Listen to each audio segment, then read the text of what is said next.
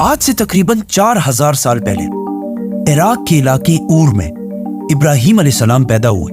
ये ऊर कोई आम सिटी नहीं थी, बल्कि उस जमाने की एक बहुत ही स्ट्रॉन्ग और इम्पोर्टेंट सिटी थी। इसका अंदाजा इस बात से लगाया जा सकता है कि आज से 4000 साल पहले जब इब्राहिम अलैहिस्सलाम इस सिटी में आबाद थे, उसी टाइम का एक टेम्पल इस सिटी में आज भी मौजूद है, जिसे ज़िगुरात ऑफ उर कहा जाता है। ये ऐसी बिल्डिंग्स हैं जिन्हें आज भी बनाना बहुत ही मुश्किल और महंगा काम होगा, और इसी बिल्डिंग की शेप को कॉपी करके यूनाइटेड किंगडम की सीक्रेट एजेंसी MI6 ने अपना हेडक्वार्टर बनाया। इब्राहिम अलैहिस्सलाम का ऊर सिटी में पैदा होना हजारों साल तक सिर्फ तौरात में लिखा हुआ था, लेकिन आज से तकरीबन 100 साल पहले 1930s में साइंटिस्ट को इराक के इसी इलाके से कुछ बहुत ही इंपॉर्टेंट टैबलेट्स मिली, जिनमें साफ साफ इसी ऊर सिटी का बार बार जिक्र है। साइंटिस्ट को इन इंस्क्रिप्शंस के साथ साथ बहुत सारे और खजाने और ट्रेजर्स भी मिले। इन टैबलेट्स के इंस्पेक्शन से ये भी पता चला कि ये 4000 साल पुराने हैं, मतलब एग्जैक्टली इब्राहिम अलैहिस्सलाम के टाइम के आसपास। इन बिल्डिंग्स, इंस्क्रिप्शंस और खजानों को देखने के बाद अब दुनिया के बहुत सारे साइंटिस्ट इस बात को भी मानते हैं कि ये सिटी ऊर उस जमाने की दुनिया की सबसे पावरफुल और सबसे बड़ी सिटी थी। विच मीन्स इब्राहिम अलैहिस्सलाम किसी छोटे से गांव में नहीं, बल्कि उस वक्त दुनिया की सबसे ताकतवर सिटी में पैदा हुए थे। जैसे कि आज कोई न्यूयॉर्क में पैदा हो, और इस सिटी में भी इब्राहिम अलैहिस्सलाम किसी आम घराने में नहीं, बल्कि एक बहुत ही ताकतवर शख्स के घर में पैदा हुए थे, जिनका उस सिटी के बादशाह के साथ बहुत क्लोज ताल्लुक था। लेकिन इब्राहिम अलैहिस्सलाम जवानी से ही इस सिटी में बिल्कुल भी खुश नहीं थे, और हमेशा ही इस सिटी के स्कॉलर्स और उलमा के साथ झगड़ते रहते थे, क्योंकि इस सिटी में लोग एक खुदा के बजाय बहुत सारे बुतों की इबादत किया करते थे। और इन बुतों में सबसे ताकतवर बुत था मरदूक, जिसे ये सबसे बड़ा खुदा मानते थे।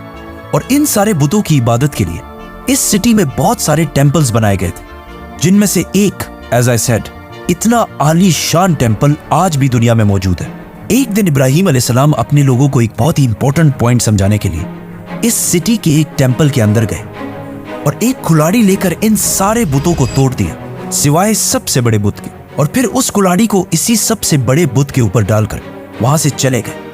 जब इस शहर के लोगों ने आकर ये सब कुछ देखा, तो वो सीधा इब्राहिम अलैहिस्सलाम के पास गए। तो इब्राहिम अलैहिस्सलाम ने कहा कि हो सकता है इस बड़े बुत को इन सारों पर गुस्सा आया हो, इसीलिए उसने इन सारों को मार दिया हो। उन्होंने कहा कि ये तुम क्या कह रहे हो, बुत थोड़ी कुछ कर सकता है। तो इब्राहिम अलैहिस्सलाम ने कहा, एग्जैक्टली, जब तुम्हें पता है कि ये कुछ भी नहीं कर सकता, तो फिर इनसे मांगते क्यों? लेकिन इस बात पर इन सबको इतना गुस्सा आया कि उन्होंने इब्राहिम अलैहिस्सलाम को इबरत बनाने के लिए उस सिटी के बादशाह की मदद से एक बहुत बड़ी आग तैयार की। अब यहाँ पे एक कंफ्यूजन है कि ये बादशाह नमरूद था और या नमरूद के अलावा कोई और था, क्योंकि तौरात और कुरान दोनों में इस बादशाह का नमरूद होने का कोई जिक्र नहीं है। अब जो भी हो, नमरूद या उस सिटी का जो भी बादशाह था, उसने उस सिटी के सारे लोगों को बुलाया और उनके सामने एक बहुत बड़ी आग जलाई। ये इतनी बड़ी आग थी कि लोग इब्राहिम अलैहिस्सलाम को इसमें फेंकने के लिए इसके करीब भी नहीं जा सकते थे।